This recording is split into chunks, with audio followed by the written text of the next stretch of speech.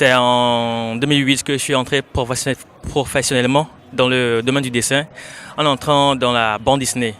Donc j'ai réalisé des bandes Disney avec Ago Media et d'autres auteurs et éditeurs togolais, avec aussi les éditions Z Magazine, donc dans le domaine de la presse, les magazines, les super-héros africains, tout ça sont des magazines avec des albums collectifs qu'on a réalisés comme Les Chroniques de Lomé, Le Bon à Bourse, Le Corrompu, et puis quelques dessins animés, 2D courts, avec beaucoup d'illustrations et voilà, des albums collectifs. C'est un parcours particulièrement difficile, pas aisé, puisque au Togo, être dessinateur, ça ne nourrit pas vraiment son homme. Donc il faut avoir cette passion-là, il faut avoir ce goût pour la chose, pour vraiment s'y adonner. Et aussi au Togo ici, le contexte est particulièrement difficile pour que l'on puisse vivre du dessin, de la bande dessinée et de tout ce qui est les beaux-arts, les tableaux, tout ça, les portraits art. Parce que le Togolais n'a pas encore cette culture de la bande dessinée et du dessin. Et donc nos œuvres ne sont pas assez vendues, les bandes dessinées ne sont pas assez lues. Les gens ont généralement dans cette mentalité que les bandes dessinées, les dessins sont des choses pour enfants. Donc ils limitent ça aux petits. Et donc forcément, ça se limite à un certain public qui aussi malheureusement n'est pas très consommateur de la chose parce que les grands ne les encouragent pas, ne les incitent pas vraiment à consommer ça, à lire la bande dessinée. Donc le public n'est pas assez réceptif. Il faut vraiment cette culture de la chose ici.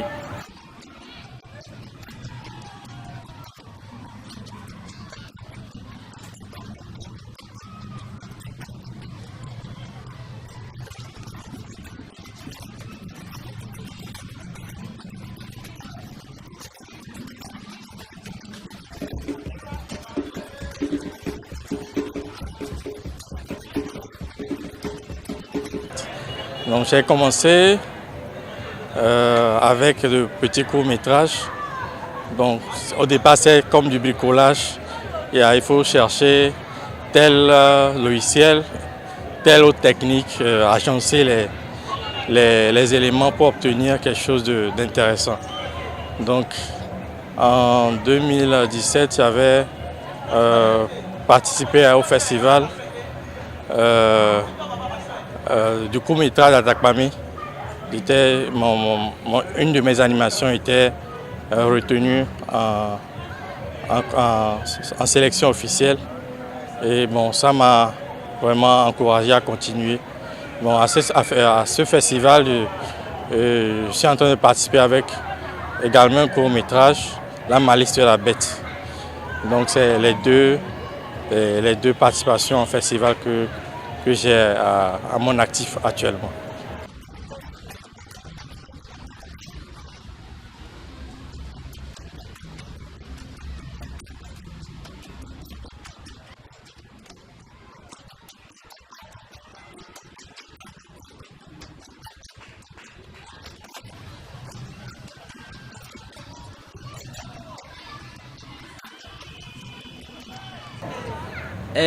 La peinture, je dirais en général, je l'ai appris partout.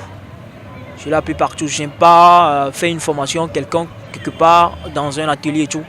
Donc il y a des gens qui me sollicitent des fois pour faire des travaux. Bon, il y a des maîtres qui sont déjà dans le domaine qui me sollicitent. Donc à force de travailler avec eux et de les voir, ça m'a permis en même temps de capter vite ce qui se fait. Par rapport à la sculpture, en fait, j'ai eu la chance de travailler avec monsieur Benoît Fus et puis un ami aussi, Delamos, où on a fait la sculpture ensemble. C'est ça qui m'a permis beaucoup plus à me forger dans la sculpture ainsi que la peinture. Ouais, donc, en sculpture, on travaille beaucoup plus sur l'argile, la perfection de l'argile, faire un portrait d'un personnage ou mis à part ça, la sculpture, je fais aussi l'assemblage, c'est-à-dire je récupère par exemple les bouteilles de Piwata ou de trucs là pour pouvoir créer un personnage que je peins et je fais quelquefois des expositions pour que les gens voient un peu le fait que ça fait de recycler, de prendre quelque chose qui est à zéro pour le remettre à quelque chose de nouveau, quoi.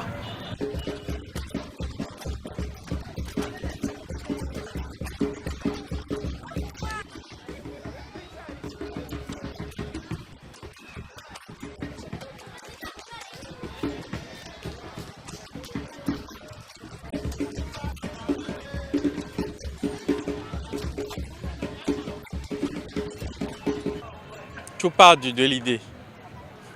Il faut avoir l'idée, faire un scénario, passer au storyboard, c'est-à-dire le découpage des scènes en graphique.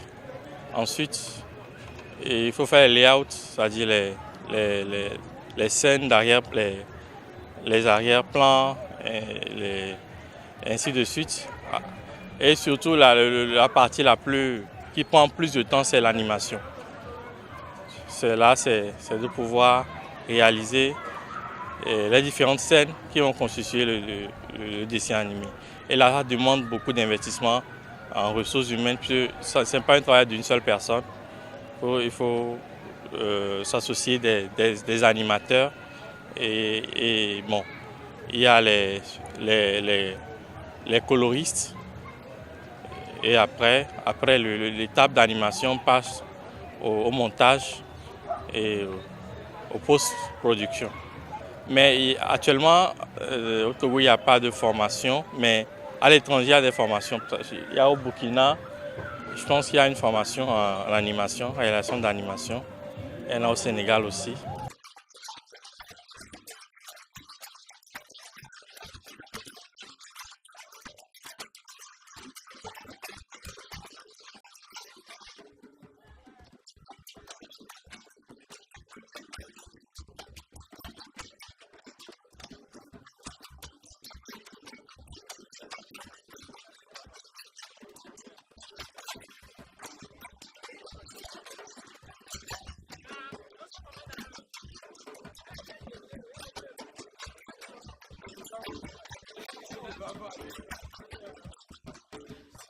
Il faut dire, les qualités d'un bon dessinateur, il y en a.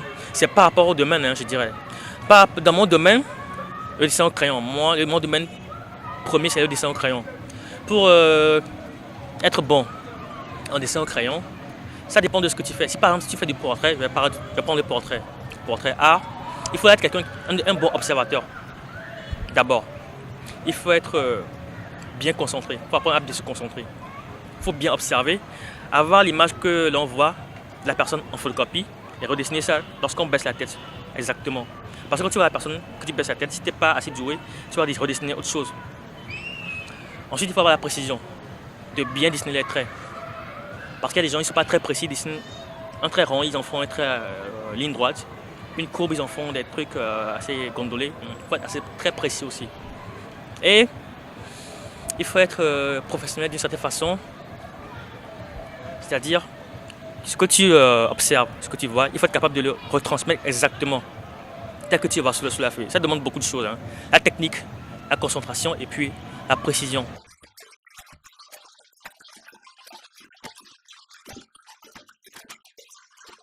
Voilà, moi je dirais à ceux qui me suivent, ceux qui sont passionnés de dessin, des beaux-arts, ceux qui sont amateurs, là il y a professionnels, ceux qui sont professionnels du dessin, des beaux-arts, je leur dirais, le festival n'est pas encore fini. S'ils peuvent nous suivre, si voilà, ils voient ça en direct, s'ils peuvent nous rejoindre, ils nous rejoignent.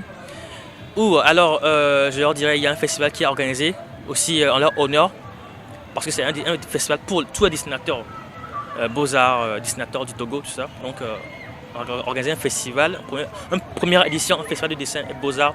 Et on espère qu'ils en seront ravis, on espère qu'ils aimeront, ils apprécieront et qu'à la prochaine édition, ils seront encore vraiment avec nous pour que ce festival marche et qu'il y ait au Togo des festivals de dessin de beaux-arts qui ont un grand engouement, un grand succès et qui ont de l'écho pour faire valoriser justement cette culture du dessin au Togo.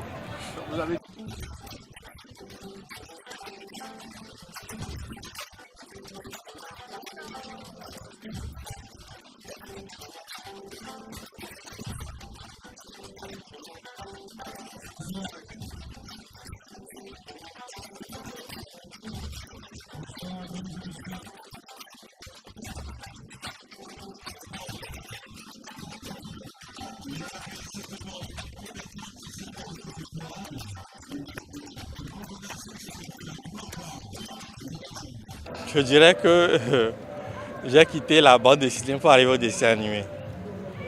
Quand j'étais bien plus jeune, je passais tout mon temps à faire des bandes dessinées. Mais à un moment donné, j'ai eu envie de sais pas, de rendre mes dessins peut-être réels ou bien de les rendre, de leur donner vie. Donc c'est là où j'ai cherché et petit à petit je suis arrivé au dessin animé. Même le scénario, je l'ai toujours fait en m'inspirant des réalités quotidiennes, c'est-à-dire des réalités africaines, togolaises. Et les personnages aussi sont des personnages inspirés de Togolais ou Africains en général.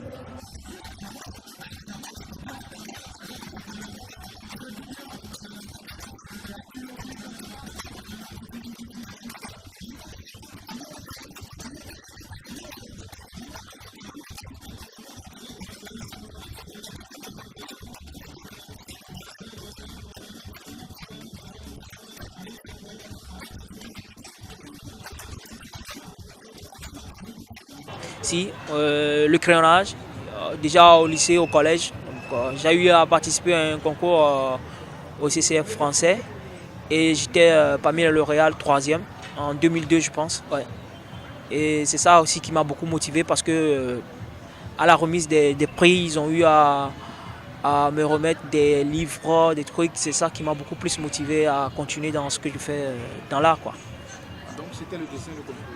C'était le dessin, c'est un dessin sur un thème, l'éducation, la clé du succès.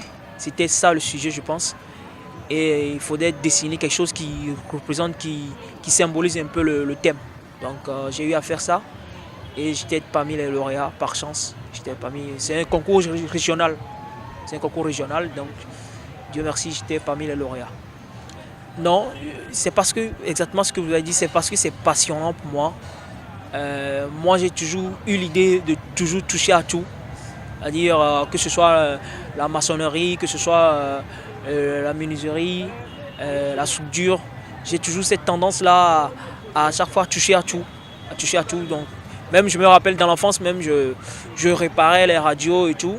Même une fois j'ai essayé de réparer la télé de mon papa et le courant m'a touché. Donc le jour-là, je me dis toujours que je dois toujours travailler dans tous les domaines qui me sont permis ou que je me sens beaucoup plus à l'aise. Voilà.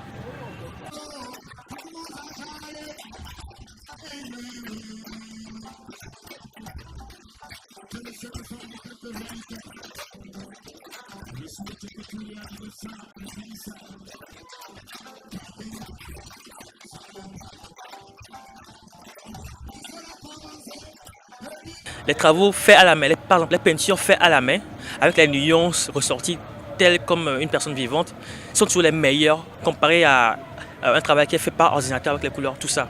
Parce que sur ordinateur, il y a déjà des modèles et en plus ça facilite les choses. Quand il faut mettre les nuances par ordinateur. C'est plus facile. C'est pas comme quand on fait ça à la main, ça demande plus de précision, de professionnalisme ou de technique. Ça demande plus d'intelligence. Non. Sur ordinateur, les choses sont généralement faciles. Il y a déjà des choses créées pour les nuances. Donc c'est beaucoup plus valeureux à faire à la main. Et vous avez remarqué que ceux qui font ces travaux, d'abord commencent par faire des travaux manuels, ils maîtrisent ce domaine-là de l'art manuel avant maintenant de venir à l'ordinateur, sont encore plus dangereux, encore meilleurs. Parce que déjà, ils savaient d'abord faire ce qui est plus difficile. Et quand ils viennent par ordinateur, ce qui est plus facile que ça, c'est un jeu d'enfant pour eux.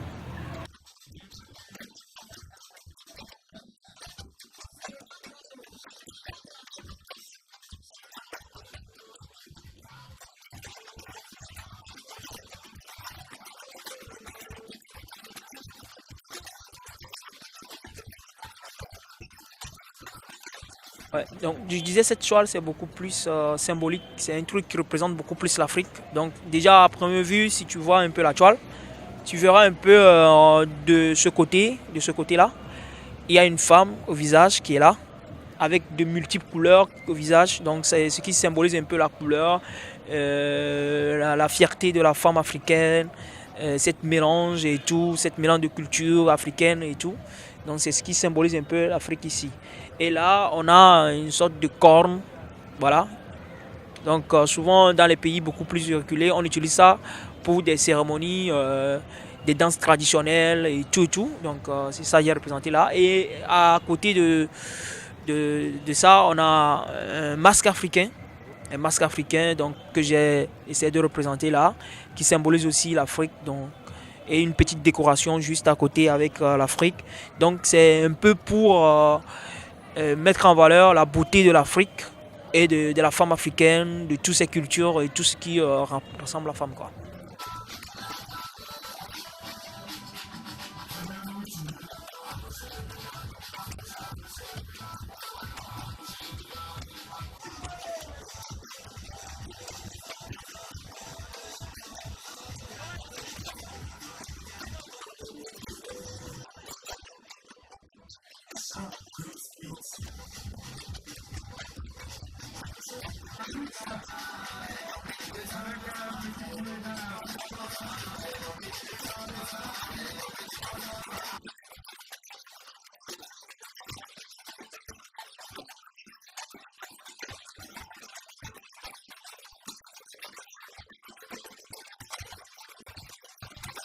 C'était fabuleux, c'était magnifique parce que bon, on voyait comment les gens arrivaient à dessiner, à faire de l'art avec leurs crayons. Bon, je pense que c'est un don aussi et c'est vraiment beau, c'est vraiment joli. C'est là depuis 9 heures, j'ai fait le tour, ils ont des talents fous, sincèrement. Puisque c'est la première édition, nous-mêmes on n'a pas vraiment donné ce qu'on devrait donner, mais quand tu te retrouves dans le truc, tu vois comment ça se passe, tu as envie de faire plus l'année prochaine.